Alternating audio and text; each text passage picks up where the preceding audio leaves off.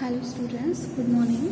We are learning estimation method, and in last class we discussed all this thing. Estimate the given number to the nearest tens, then nearest hundred, nearest thousand. Okay, so we studied this rule that if the number is smaller than 5, it will be rounded off in 0, 10, 20 like that. And if it is greater than 5, 15, 25, so it will be rounded off in this border. Okay, and what about 5, 15, 25, 35? So for that a rule is written that 5 is equidistant from both. 5 છે એ 0 અને 10 બંનેથી એક જ સરખું distance ધરાવે છે. તો 5ને 0માં convert કરવું કે 10માં. સિમિલરલી ફોર 15 છે તો એને 10માં કન્વર્ટ કરવું જોઈએ કે 20માં. So for that there is a rule, and which rule it is? એને 10માં રાઉન્ડ ઓફ કરો. ઓકે, ઇટ મીન્સ 5, 15, 25 છે એના પછીના રાઉન્ડ ફિગરમાં રાઉન્ડ ઓફ થશે. Okay, so this we learn for hundreds also. આવું જ રૂલ હંડ્રેડ્સ માટે છે, તો એની બોર્ડર 0 to 100, 100 to 200 એવી રીતે રહેશે. And the middle numbers R 50, 150, 250 like that. Okay, if the numbers are smaller than this limit, all will be rounded off here, either 0 or 100 or 200 accordingly. And if the number is either 50 or more than 50, either 150 or more than 150, either 250 or more than 250, then they will be rounded off as 100, 200, 300 accordingly. And same rule is for 50, 150. Remember? Okay, and same is for 1000. This already we learned. Now, આવું શું કામ કરવું પડે છે? Why we are learning this? So for that, one explanation is given in your textbook that we are reading just from the book. Okay, what is explained here?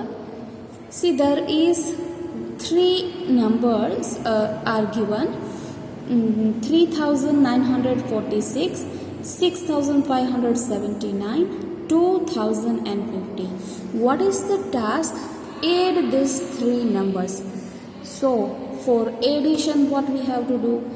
સૌથી પહેલા તો ones plus digit ને add કરો and find out the total. If there is a carry, then it will be forwarded to the next digit. જો carry આવે તો tens place ઉપર forward કરો અને tens place ને એડ કરો. Again find the addition. If carry is there, then forward it to the next, and again same procedure. So this procedure will take time, at least 1.5 minute જેવો time લાગે આપણને આનું addition કરતા. Okay, અત્યારે તો ખાલી 3 જ નંબર્સ છે આપણી પાસે. ઇમેજિન કરો કે આવા 10 નંબર્સ એક સાથે મારે એડ કરવા હોય તો it will take obviously 2 to 3 minutes. પણ આ method, estimation method, quick method છે. ફટાફટ તમે આન્સર આપી શકશો. આન્સર એક્ઝેક્ટ નહીં હોય, આન્સર એક્ઝેક્ટ નહીં હોય, બરાબર, પણ તમારા એક્ઝેક્ટ આન્સરથી નજીકમાં હશે. ઓકે, ઓકે, ના આની જરૂર શું છે? Why this estimation method is needed? So for that, one example is given. Let me read. For example, when you go to a fair or a market, you find a variety of attractive things which you want to buy. What is written? તમે કોઈ ફેર અથવા તો માર્કેટમાં જાઓ છો ને variety of things which you want to buy, તમારે ઘણું બધું ખરીદવું છે. So first question, what should be in our mind? કે આપણી પાસે કેટલા પૈસા છે. Okay, so you need to quickly decide what you can buy. તમારી પાસે જેટલા પૈસા છે એટલા પૈસામાં તમે કઈ કઈ વસ્તુ પરચેસ કરી શકો એમ છો એ ડિસાઇડ કરવું પડે. For example, I have 1000 rupees and I want to purchase total 10 things. Okay, દરેકની પ્રાઇસ અલગ અલગ છે. One is about 50 rupees. કોઈ એક વસ્તુ એવી છે જેની પ્રાઇસ 157 રૂપીસ છે. ઓકે, જો weight, C, 50 rupees, then 157 rupees, there is one thing of 32 rupees, one more thing of 47 rupees, then one more thing of 259 rupees. આવી 10 થિંગ્સ છે કે જે મારે બાય કરવી છે, પરચેસ કરવી છે. તો પહેલાં મારે શું કરવું પડશે? તો શું તમે જે ફેરમાં ગયા છો ત્યાં કાગળ અને પેન લઈને કેલ્ક્યુલેશન કરશો, અહીંયા આનું એડિશન કરશો કે ભાઈ આનો ટોટલ 1000થી ઓછો થાય છે કે નહીં, બિકોઝ આઈ હેવ તો ઓનલી 1000 રૂપીસ. બરાબર? Obviously we will not do this method. તો આપણે શું કરશું? રાઉન્ડ ઓફ કેલ્ક્યુલેશન કરવી પડે કે 50, ઓકે 157 છે તો એ 150 ગણી લ્યો એને, બરાબર. 32 છે તો એ 30 તરીકે કેલ્ક્યુલેટ કરો. 47 છે તો એ ઓલમોસ્ટ 50 જ કહેવાય. 259 છે તો એ પણ ઓલમોસ્ટ 250 કહેવાય.